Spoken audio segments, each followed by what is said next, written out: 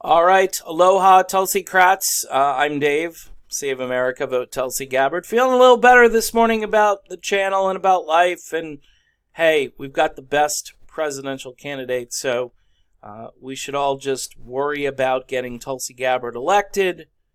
Again, being a former Trump supporter this morning, I am feeling dirty and ashamed of my former self. I don't know how much more I can repent of my prior sins.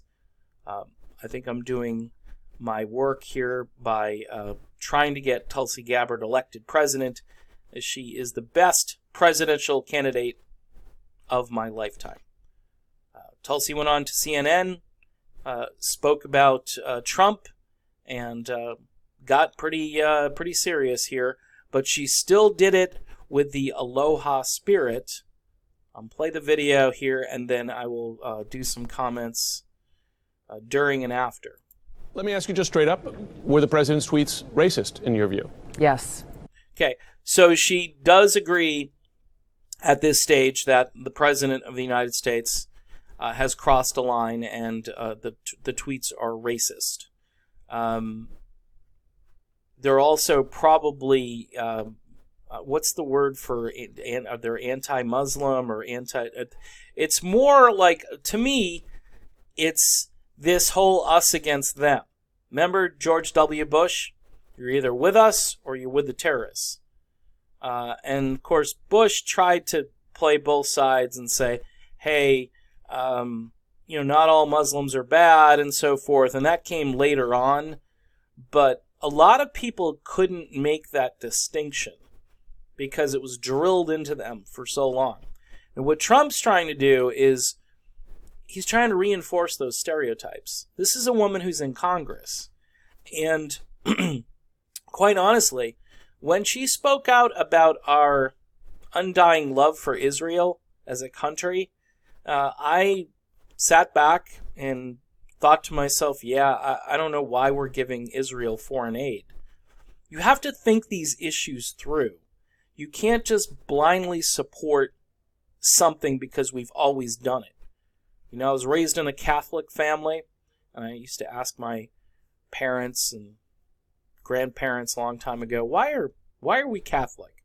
Well, we've always been Catholic. Everybody, if you're Italian and you're raised during this time period, you were Italian Catholic or Catholic Italian, and you never questioned anything that went on. You didn't question your faith. You didn't question the church and so forth. And needless to say, I'm no longer a Catholic. And I think people need to look at issues individually and make assessments. And Ilhan Omar, whether you like her or not, as a person, if you think she's kind of grandstanding or looking for it or just trying to make a big splash for herself, and I think a lot of that is going on right now with AOC. It's like, okay, stop talking for a little while. Take a breath. And some people say, well, Dave, she's a firebrand and she's this and that. She's a firebrand who's talking too much. Okay? And I want my politicians busy creating legislation. A lot like what Tulsi Gabbard does all the time. They were. And what's so dangerous about Trump's racist tweets, he is using his platform of the presidency to foment racism and religious bigotry and to try to further divide our country at a time when we need a president and a commander-in-chief who will unite our country, who will... All right, so this is huge for me. It's one of the reasons I jumped off the Trump train, because I realized, Trump used to say, oh, I want to be a unifier. I want to... No, he really doesn't want to be a unifier. He really, if he wanted to be a unifier, he would have like a summit at the White House. Obama did his silly beer summit. He would have a summit and say, look, let's sit down, let's talk it out, and let's figure this out. Let's not come at one another with all of this invective day after day, and there's no end in sight. This appears to be his strategy for re-election. And you then have to ask yourself a serious question. What kind of country do you want this to be? And now, and I hate to say this, people, and don't take this the wrong way, Now I understand why people would vote for Joe Biden. If Joe Biden is the nominee, the whole idea that Joe Biden is not Donald Trump is enough for some people to wake up in the morning and go, okay, I really don't care about policies. My life's okay. I'm doing all right. I got a job. Let's just get this crazy man out of the White House, and let's put Biden in there. You know, I'm not really concerned. You talk about Medicare for all. It doesn't really affect me. I've got insurance. I'm okay. That's where we're at. Trump is making it possible for a guy like Biden to gain traction with really no platform. Just, hey, I'm not Donald Trump. And okay, yeah, I'll vote. You were with Obama, so that sounds good to me. You're not Trump. Let's do this. So in any event, Tulsi Gabbard continues here, and she's so much more presidential than your other presidential candidates. It's just remarkable how more people don't see it. And here she is on CNN. Bring people together who will recognize you can disagree without being disagreeable. He is using that platform to try to shut people down who don't agree with him, to essentially say, look, if you don't agree with me, you should, quote unquote, go home, undermining the very principles and freedoms that each of us have enshrined in our Constitution. Freedom of speech, freedom to assemble, freedom of religion. Freedom of speech. Okay, so this turns it around a little bit, too, on those on the tribal resistance left who don't really dig free speech. I mean, Tulsi Gabbard, I know, she's free speech for everybody, not just the people who agree with Tulsi Gabbard. So I just wanted to add that in there because it's important. All of these things that really make us who we are. So I think it's important to make a statement and make a stand about who we are as a country. What are these American ideals that we stand for?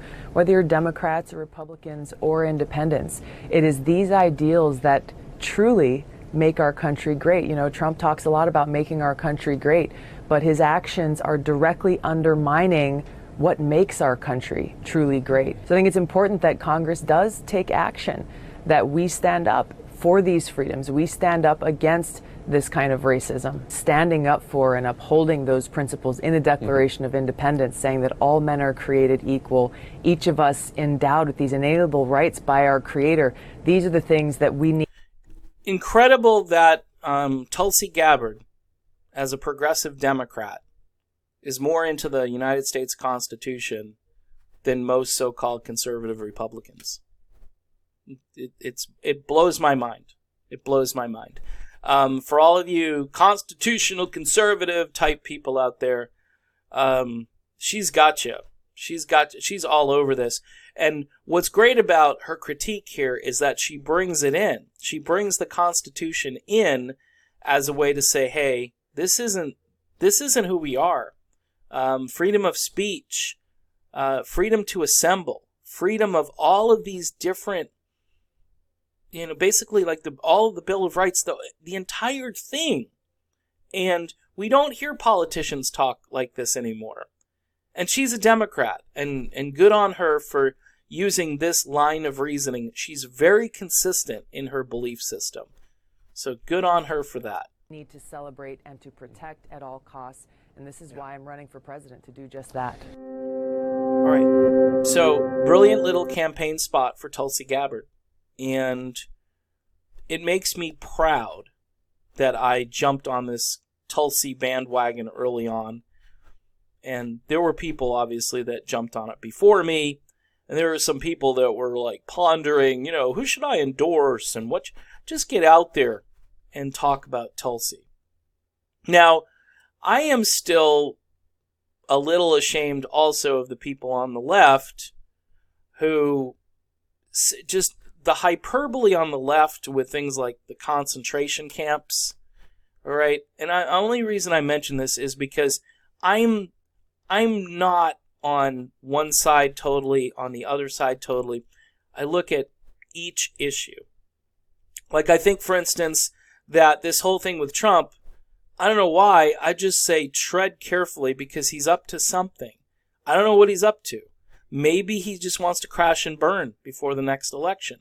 Maybe he thinks he can just gin up so much hatred in the country that people turn out and vote for him. And he'll tout the economy. He'll do all those things. He can always say, hey, they were after me for 3 years, and it was a fake hoax, and he'd be correct by saying that. So he's got all of this, and he, I think, is using that political capital to really show us who he is here. I mean, this is insane. I would have never thought that Trump, when he ran for president, he was apolitical. He had friends on both the left and the right. I thought that he would probably govern like a centrist, like almost like a closet liberal, but he hasn't. What he's done is he's found a niche, and he's exploiting that niche, and that niche is there are some racist people within that. There's no question about it. It's not really up for debate anymore. I wish it weren't true, but on the other side of the issue, when you put out a tweet like the Huffington Post or Daily Beast, if anyone still supports Trump at this stage, they're all racists. No, there's some people that wanted to get a job, or they wanted better wages, or whatever it was. They wanted like for me, it was, hey, we're not going to be running around the world being regime change war specialists, but we're still running around the world and doing that. And so the things that I really wanted from this presidency, those things really haven't happened. In the meantime, my wife has this huge student loan debt. I don't want to tell you how old she is, but she's in her upper 30s, we'll put it that way. And it's like an albatross. And someone needs to come along and, they bailed out car companies, they bailed out banks, they bailed out failed solar companies and so forth under Obama. They could bail out my wife and people like her. That would be fair. And this is the kind of mix of, say, some progressive politics, or just call it being humane to each other and saying, this whole thing was a scam. You went in because you thought it was the right thing, but it turned out to be a scam. We need to change the laws, but in the meantime, we also need to help those people out who were burned by this scam. And same holds true for all those people that were lent money, that they probably shouldn't have been lent money, but instead of bailing those people out, we bailed out banks and car companies. So we can have a president who can calm people and bring the people back to a place of a true aloha spirit, or we can have a country that continues to be angry, both on the left and the right, each day when they wake up. And Tulsi Gabbard is a new way. She can achieve that with our help. Last night I was lying awake in bed, and this notion of a melting pot occurred to me.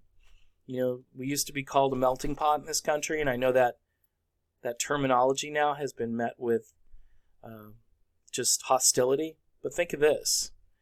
Would you rather have a melting pot, or would you rather have a boiling pot? Because currently, we're in a boiling pot.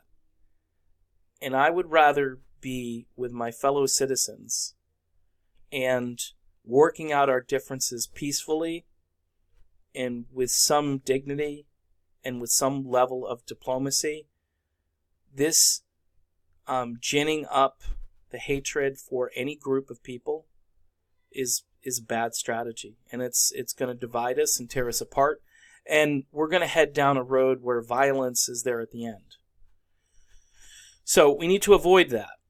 We need to support Tulsi Gabbard for president, and we need to support peaceful solutions to problems. And we need to condemn this notion that it's always us against them. We should be saying we're all in this together, and let's try to work it out together.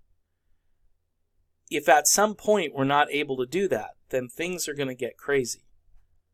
Things are going to get nasty crazy, like 1968 kind of crazy. And I'm not saying that because I want it. I'm saying it because you can feel it. You can feel it on the left. You can feel it on the right. And here's a figure who can unify the country and bring people together.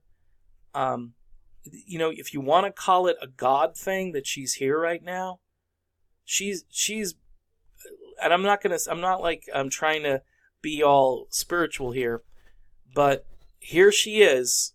There's that old adage where, somebody's on a boat and their boat is sinking, and a helicopter shows up and they send down a rope, and the person looks up and says, "Hey, no, I'm waiting on God to save me." And a helicopter flies away and a boat shows up to try to pick him up. And they go, "Hey, no, God's going to take care of this. Don't worry about it." And then one more person on the shore sees them and throws a rope out or whatever, and they're still saying, "I'm trusting God to help me." And then, they eventually go over like Niagara Falls, and they're in heaven or whatever, and they look up and they say, "What happened?" And God's like, "I sent you a boat, a helicopter, and somebody with a rope, and you rejected it all." Here we have Tulsi Gabbard, who has been sent to us. She's here. Whether you believe it's a God thing or not, she's here now. And she shows up at the perfect moment in history. And we need her. We need someone like her, but she's it. She's right there in front of us.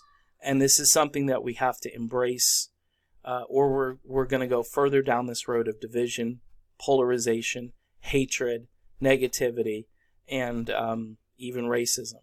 So that's my video. And again, best thing you do to help me and help Tulsi Gabbard, support my channel. I'll put a link to my PayPal account. Obviously, these videos, they get demonetized, and then I wait 2 days, and then they monetize them. And at that point, it's kind of useless because everybody's already watched the video. So if you could help me out via PayPal, also Patreon, there's a link. You can give like $1 a month to this channel, $2, whatever you can afford and spare. There's a link to Patreon on the upper right part of the banner that goes across the channel's homepage. Until then, aloha, people, and show the aloha spirit to your fellow Americans, because this morning we could all use a little bit of that.